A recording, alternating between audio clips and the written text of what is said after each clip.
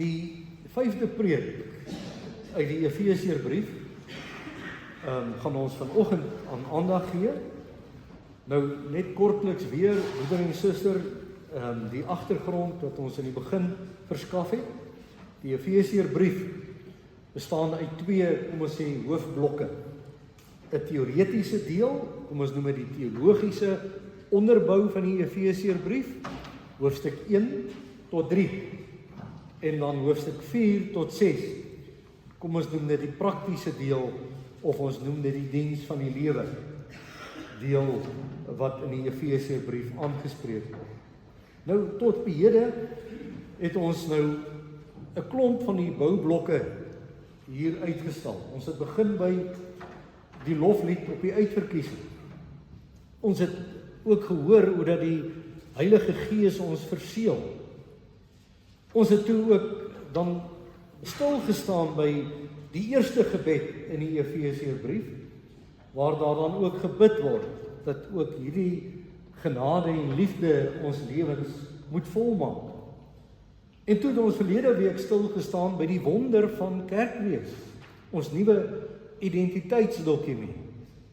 En nou, aan die einde van al hierdie diep teologiese dinge, wat die apostel Paulus vanuit die tronk beskryf het, dan weer 'n gebed wat aan die skanier vorm na die praktyk van die lewe toe. Efesiërs 3 vers 14 tot en met vers 21. Daarom, is op grond van daardie geheimenis van God se liefde, van God se genade en hoe God met ons werk. Daarom kniel ek in gebed voor die Vader, aan wie die hele gemeenskap van gelowiges in die hemel en op die aarde sy bestaan te danke het. Ek bid dat hy deur sy Gees uit die rykdom van sy heerlikheid aan julle die krag sal gee om innerlik sterk te word. Dat Christus deur die geloof in julle harte sal woon en dat julle in die liefde gewortel en gegrondves sal wees. Mag julle in staat wees om saam met al die gelowiges te begryp hoe wyd en ver en hoog en diep die liefde van Christus strek. Mag julle sy liefde ken, liefde wat ons verstand te bowe gaan, en mag julle heeltemal vervul word met die volheid van God. Aan hom wat deur sy krag wat in ons werk, voortdurend, aan hom wat deur sy krag wat in ons werk magtig is om oneindig meer te doen as wat ons bid of dink. Aan hom kom die eer toe in die kerk deur ons verbondenheid met Christus Jesus, deur al die geslagte heen tot in alle ewigheid. Amen. Vers 16 tot 19, wat dan ook die bril is waardeur ons inkyk op die gedeelte. Ek bid dat hy deur sy Gees uit die rykdom van sy heerlikheid aan julle die krag sal gee om innerlik sterk te word, dat Christus deur die geloof in julle harte sal woon en dat julle in die liefde gewortel en gegrondves sal wees. Mag julle in staat wees om saam met al die gelowiges te begryp hoe wyd en ver en hoog en diep die liefde van Christus strek. Mag julle sy liefde ken, liefde wat ons verstand te bowe gaan, en mag julle heeltemal vervul word met die volheid van God. As ons moontlik weet by die eerste en die enigste skyfie kan uitkom, wat dan net verduidelik, broeder en suster, hoe al hierdie boublokke in die teoretiese deel, die teologiese onderbou van die Efesiërbrief daarna uitsien. In die Efesiërs 1 het ons gepraat oor hoe ons geseën is, uitermate geseën. Deur die uitverkiesing, deurdat God die Heilige Gees ons as 'n kosbare pakkie met die oog op die wederkoms verseël. In hoofstuk 2, daardie kragtige gedagte, julle was dood en julle lewe, maar julle het as gelowiges dan 'n totale lewensverandering ondergaan. As jy dood is vir die sonde, is jy dan een in Christus, nie teenstaande verskille wat daar maak nie. In die begin van hoofstuk 3 het ons te maak met hierdie geheimenis wat God in en deur ons Here Jesus Christus ook aan ons bewys het. En na dit alles trek dit alles saam in hierdie gebed wat eintlik 'n hoogtepunt is, nê, 'n teologiese klimaks waar Paulus dan bid om krag, liefde, die volheid van God en dat ons, die woord doxologie beteken lofsang, die Here sal loof en prys, en dan word daardie gebed dan eintlik die bemagtiging vir die erediens van die lewe. Baie dankie. Broeders en susters, in hierdie gebed het ons 'n gebed vir die gereformeerde kerk vereniging. En net so is dit 'n gebed vir die gereformeerde kerke in Suid-Afrika, vir kerke in Suid-Afrika, vir die kerk wêreldwyd. 'n Gebed wat elkeen van ons diep en baie persoonlik raak. Veral daar waar ons ons voete neersit en ons hande aan medegelowiges raak. Daarom sou ons hierdie kragtige gebed kon beskryf as 'n padkaart. 'n Padkaart na groei. Soos wat ons as gemeente ook gesê het, ons wil 'n reis na groei onderneem. Kom ons groei saam in Christus. Maar nou weet ons 'n padkaart dui vir 'n mens aan jou roete wat jy moet volg, beginnende by hier waar jy nou is, en hoe hierdie verskillende plekke, dorpe waardeur jy gaan mekaar opvolg en bring jou by 'n bestemming uit. Met ander woorde, 'n padkaart het tog nie ten doel om te sê, maar hier waar jy die eerste dorp gaan, kyk vir die eerste beste Kentucky of die eerste beste Spur nie. Dis 'n pad, 'n roete wat vir ons uitgestippel word. Want kom ons sê, daardie detail van daardie roete ontvou voor my oë soos wat ek beweeg en deur al hierdie verskillende dorpe sou gaan. So werk dit ook met 'n GPS. GPS wat vir ons dan ook gedurig deur daaraan herinner en sê, wanneer daar 'n verkeerde roete gevolg is, herbereken, keer terug na hierdie beste pad onder hierdie omstandighede. Presies dit kry ons in hierdie gebed. Ons is op pad, maar nou word dit baie diep en baie ernstig. Wanneer ons op pad is die vraag, hoe is ek op pad? Die gedeelte sê, biddende, op my knieë, in afhanklikheid van die Here. Maar wat die gebed eintlik diep ernstig vir elkeen van ons maak, broeder en suster, is hier word om 4 dinge gebid. En indien 1, 2 of selfs al 4 hierdie dinge ontbreek, is ons die naam kerk nie waardig. Met ander woorde, broeder en suster, hierdie 4 boublokke waarom hier gebid word, sê, ek kan my identiteitsdokument opskeur indien hierdie dinge nie 'n landing en 'n bepaalde plek in my lewe kry nie. En nou maak dit sin, is dit nie? Dat indien dit in hierdie gebed wat ons nou gelees het, gaan oor die ware kerkwees. Dat juis hierdie gebed dan daardie eerste tree oor die drempel is na die erediens van die lewe. Dan maak dit volledig sin dat wanneer daar 'n klomp praktiese dinge dan nou gemeld word vanaf hoofstuk 4 tot 6, en ons sal DV van na volgende week ook na enkele van hierdie praktiese omstandighede kyk, dat ons ook sal besef, maar dat hierdie reis, wat 'n reis is op pad na oorloop en vol word van God se volheid,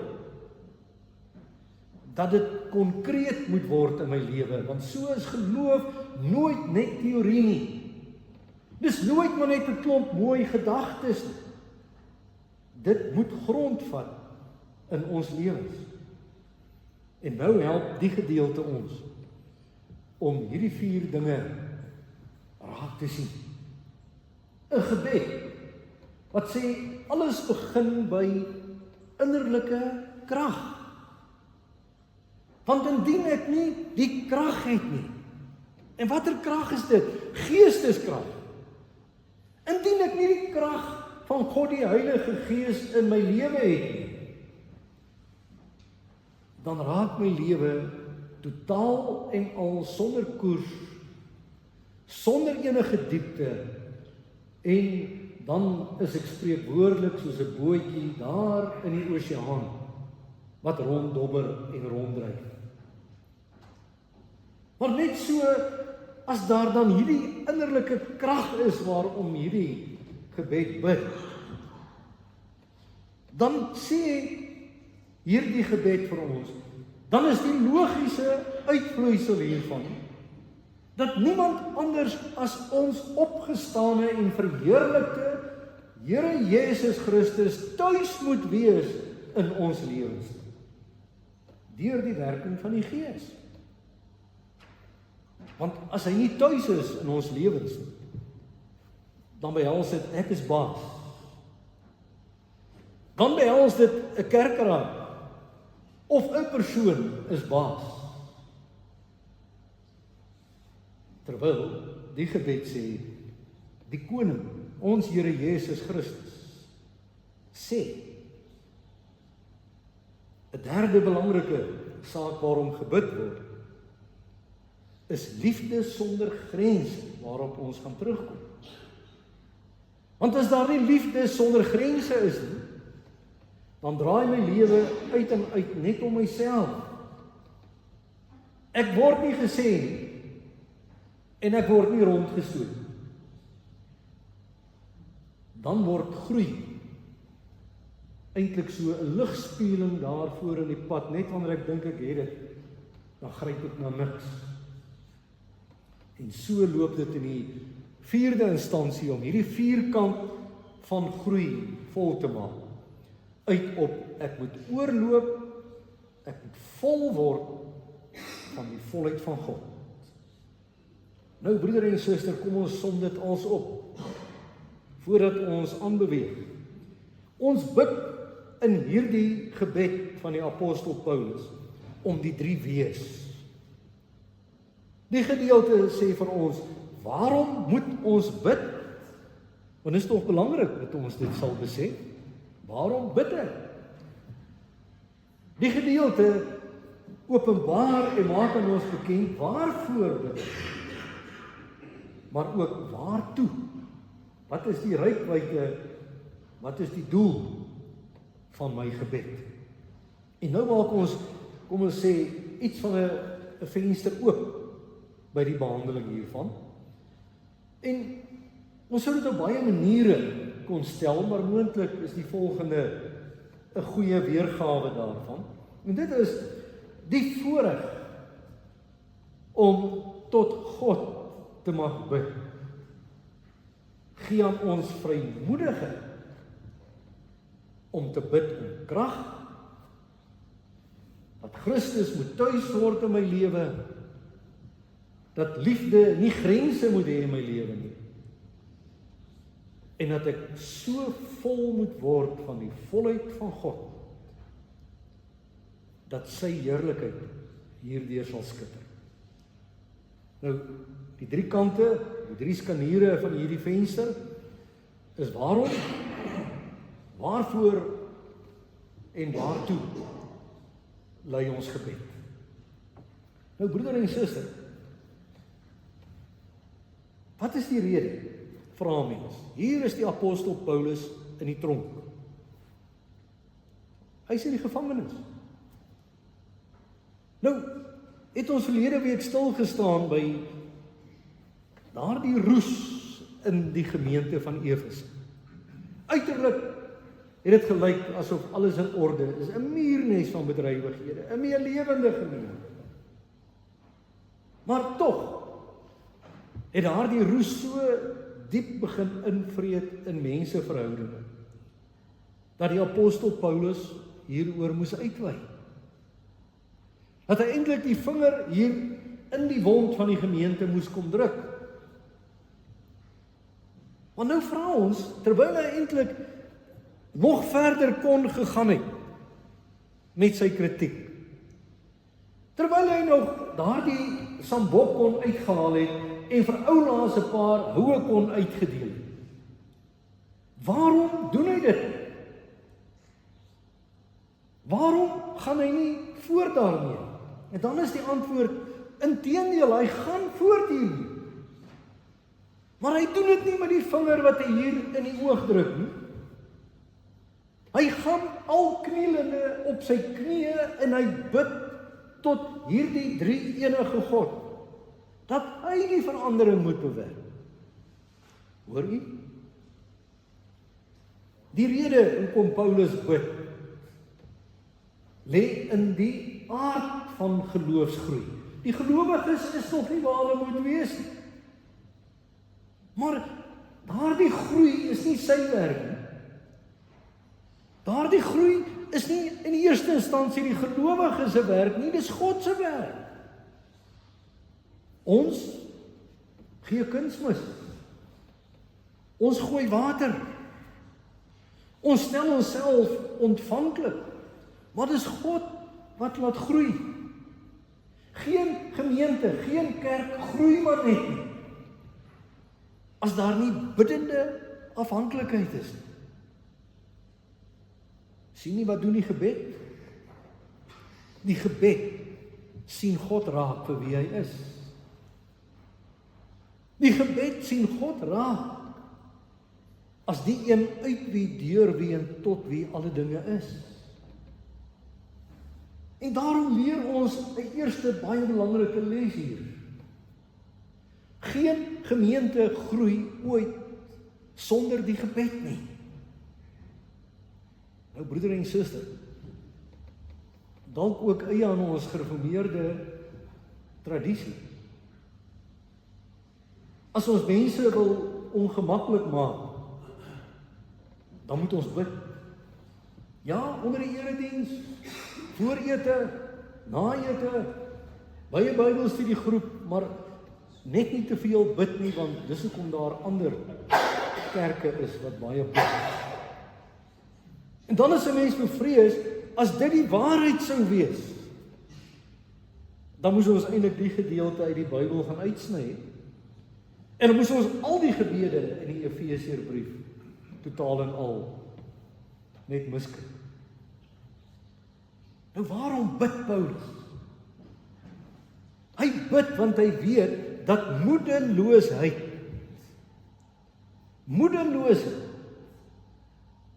om elke hoek en draai vir ons wag. Kyk nou hier in Efese. Die dominee, die apostel sit in die tronk. Die woord, die evangelie wat eintlik alle boeye afruk. Hier sit Paulus in die tronk. En om dit alles nou nog te kroon, is daar soveel verdeeldheid.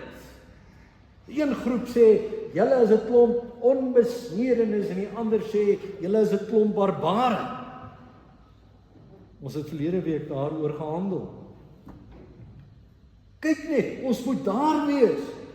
Maar ons is nog so hier oorhoops met mekaar, ons kan mekaar nie vind nie. En nou die wonderlike, waar kom gelowiges saam? Onder die gebed. Want gebed is die asemhaling van ons geloofslewe. Dis die asemhaling van die siel. En is dit nie nou opmerklik nie? Dat wanneer Paulus in hierdie gesindheid vir hierdie gemeente bid, dat hy begin raak sien al die dinge wat die Here moet doen sodat ons lewenswiele in aksie kan kom. Nou broeder en suster, dink jouself in. Dink jouself in 'n ideale gemeente in ons idioom. Sou 'n gemeente wees waar, die pragtigste kerkgeboue daar is, met liefs baie min instandhouding.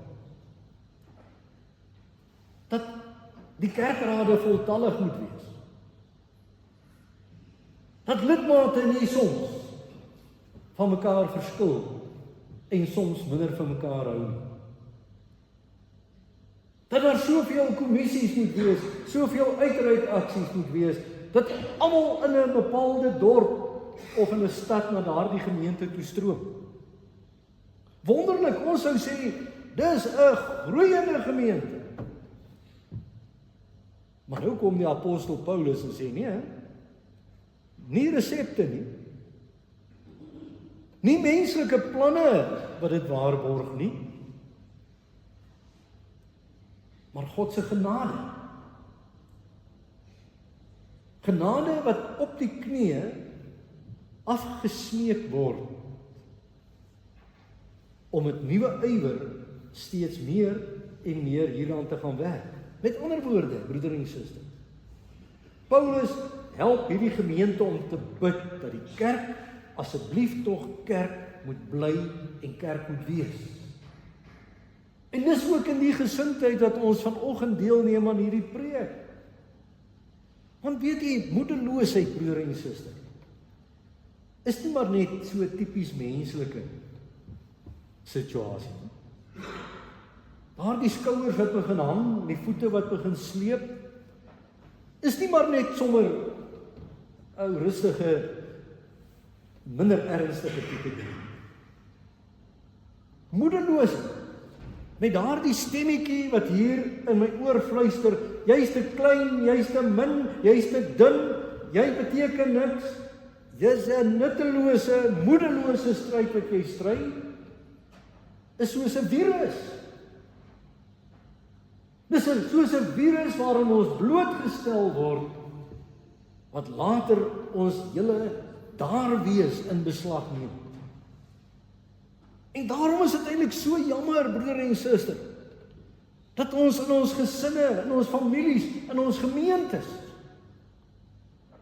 meermale luister na moedeloosheid en hierdie oneindige kritiek van moedeloosheid, dat ons daardie broer, daardie suster, daardie geliefde eintlik nie reg help en sê, maar ons gaan nie mekaar moedeloos maak nie, want moedeloosheid steek aan. Kom ons kyk liewer na wat die Here van ons vra en die rede waarom daar ook by ons hierdie nuwe perspektief moet wees op 'n huwelik, op 'n gesin, op kerk wees, op die kerk dwars oor die wêreld. Hoor jy, broeder en suster?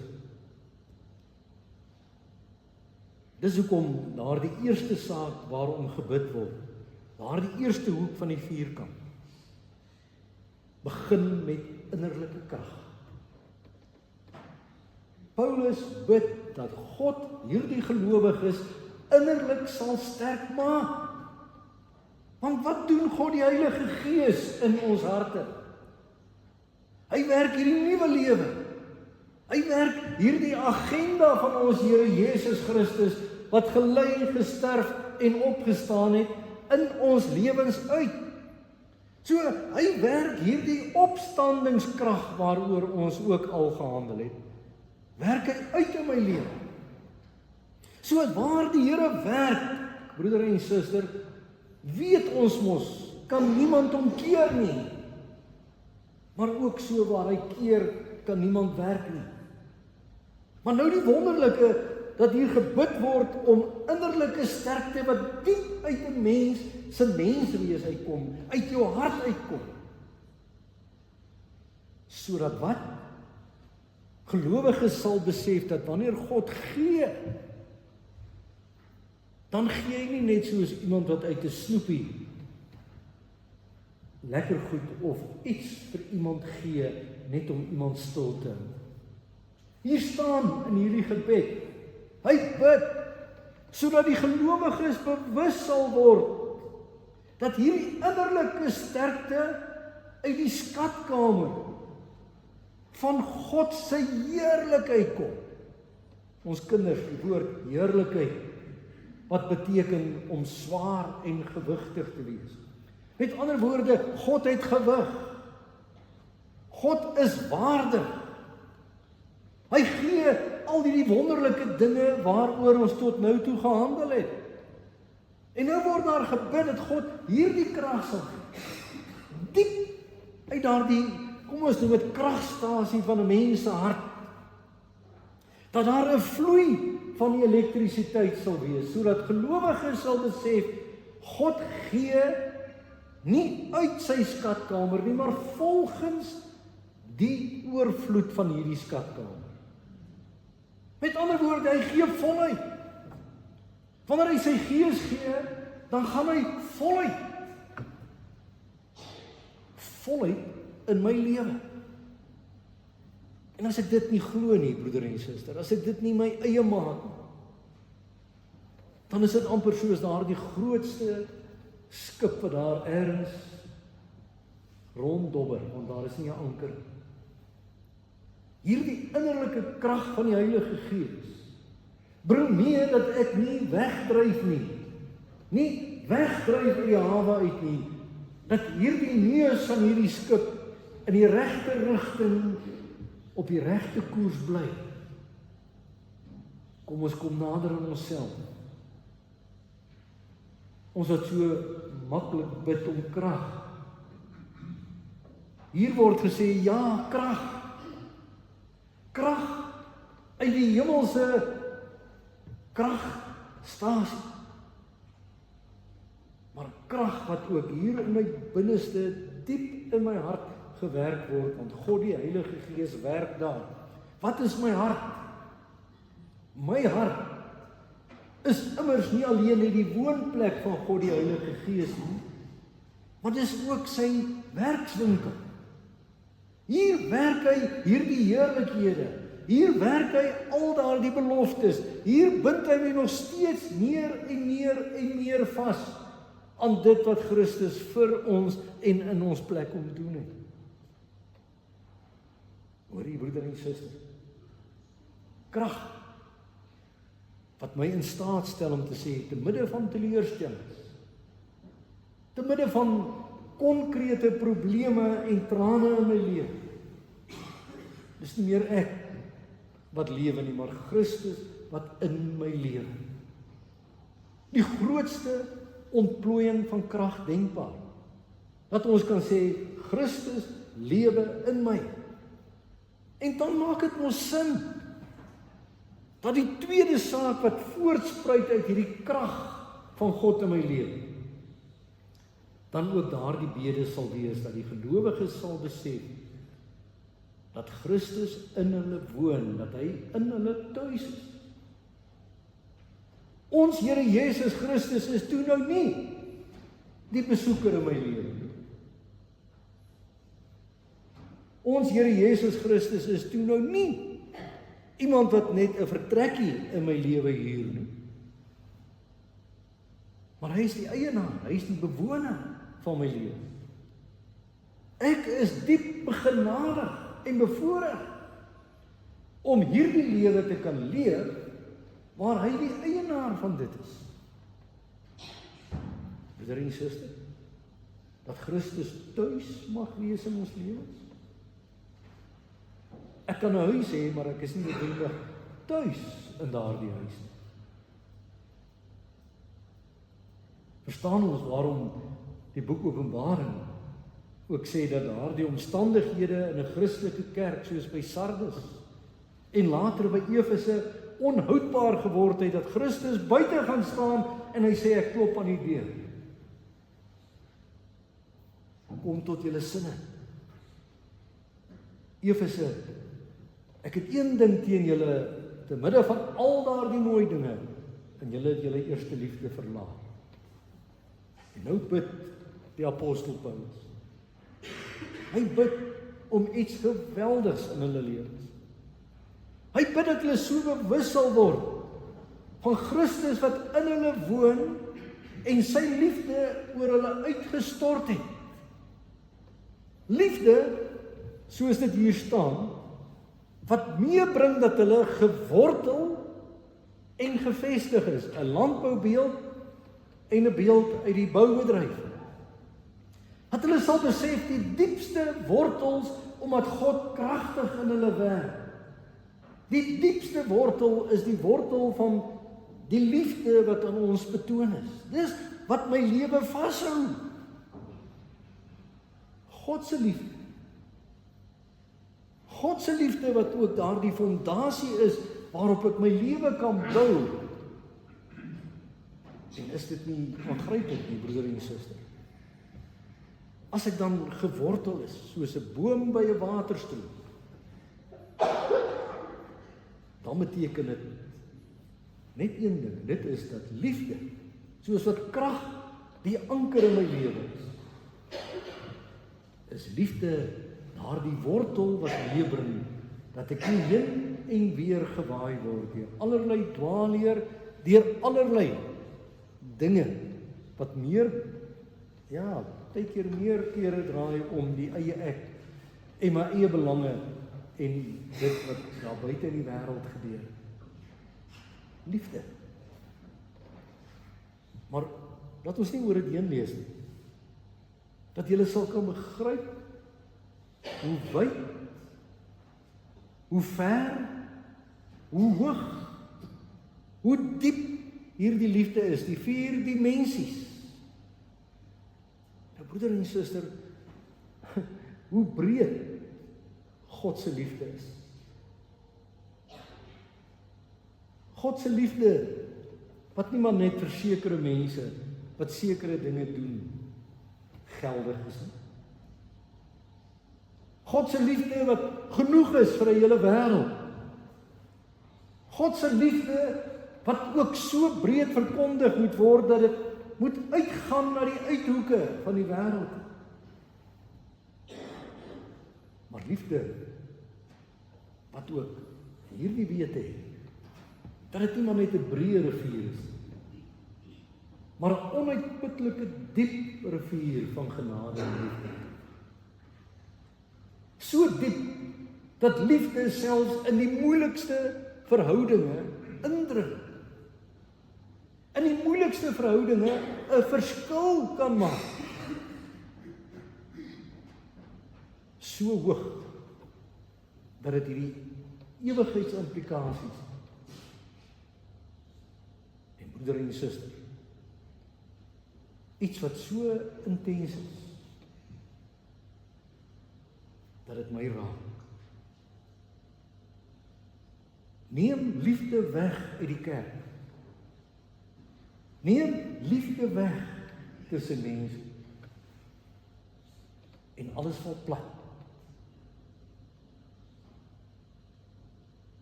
Liefde so suurstof en skoon lug.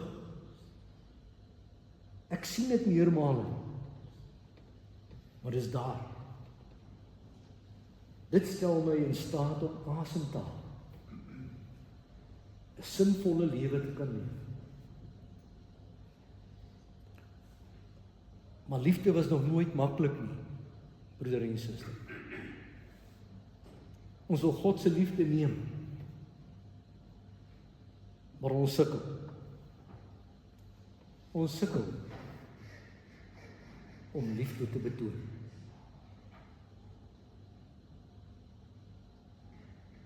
Want liefde vra dat ek dieselfde paadjie van altyd van tevore weer moet oorloop en oorloop en oorloop in iemand se lewe. Iemand wat volgens my so harde kop is, wat nie wil luister, sodat ek later voel, maar ek wil kragtig in die persoon se lewe ingryp. Maar weet jy, liefde wat soos 'n ligstraal deur die prisma gaan, breek altyd op in die pragtigste kleure van 'n reënboog. En dit is my taak. Ook waar ek myself bevind, of dit in 'n kantoorsituasie is, binne 'n werksplek, op skool, in 'n gemeente, om hierdie straal van liefde wat deur my breek, ook in hierdie reënboog van genadekleure voor ander mense tentoon te stel. Liefde, broeder en suster, nie maklik, maar dan die wonderlike, dat alhoewel dit nie maklik is, dat ons die krag van die gebed het. Here, maak my ontvanklik om hierdie liefde nie alleen te ontvang nie, maar ook uit te leef. Want hoekom? Daar word gebid dat ek sal vol word, sal oorloop van God se volheid. God wat nie net halfpad gee, maar voluit gee. God wat my sterk maak. Christus wat deur die Gees in my woon. Christus wie se liefde geen beperking het. Dat ek so vol sal word hiervan, dat ek sal oorloop. Die woord pleroma wat hier gebruik word, is in die antieke wêreld gebruik waar skepe gelaai is, met bemanning en goedere. En daardie skip het nie vertrek, alvorens daardie laaste stukkie van die goedere gepak is, en die laaste bemanning by daardie skip aangekom het, en ingegaan het. So Paulus bid dat die volheid van God, die volheid van sy beloftes in genade en liefde, so in my lewe sal wees, so amper asof ek hier onder 'n waterstroom staan, en my lewe so vol gemaak word, dat dit sal oorloop, dat dit deur my sal loop, dat ek ook kan sê, maar ek is vol van God, vervul met God. Nou voordat ons te vinnig sê ja, dis ook my wens en begeer. Kom ons dink weer. Is dit so? Of is daar nie dalk te veel ander dinge wat my vol maak? Maar broeder en suster, herinner hierdie vierkant van geloofsgroei ons vanoggend. Herinner dit ons daaraan. God werk nie met volmaakte mense nie. Volmaakte mense het nie genade nodig. God gee genade. En dit vra dat ons na hierdie vier dinge sal kyk. Wanneer ek voel, maar daar's nie sin in die lewe nie, want ek is swak. Ek is soos 'n pap selfoon. Ek wil praat, ek wil bid, maar daar's nie energie nie. Weet dat God ons verseker dat die fout nie aan sy kant lê nie. Hy gee innerlike krag. Hy gee dit. Dis genade. En wanneer ek voel, broeder en suster, ek is alleen in hierdie wêreld. Man alleen, vrou alleen, teen 'n oormag wat die wêreld bied. Christus is tuis. Deur die werking van die Heilige Gees in my lewe. En wanneer ek voel, die kerk is besig om dood te loop. Kyk hoe beklei kerke wêreldwyd. Kyk hoe skeur hulle mekaar stukke. Weet, hoe wyd, hoe diep, hoe hoog, hoe wonderlik hierdie liefde van Christus is. En broeder en suster, wanneer u en ek ooit wil sê, my lewe is leeg, dis sinloos, weet van die volheid van God waarmee hy my voltel. Dis hoekom ons bid, Here, laat hierdie 4 dinge in my lewe grondvat. Dit alles begin by op die knieë. Dit lei na vrymoedigheid. 'n Vrymoedigheid wat sê ek is op pad. Vanuit myself is ek te klein, maar deur u krag, deur u liefde, deur u inwoning en deur u volheid is die lewe 'n wonderlike geloofsreis. Een wat sê, kom groei binne hierdie vierkant van God se volheid en met oorgawe gee. Amen.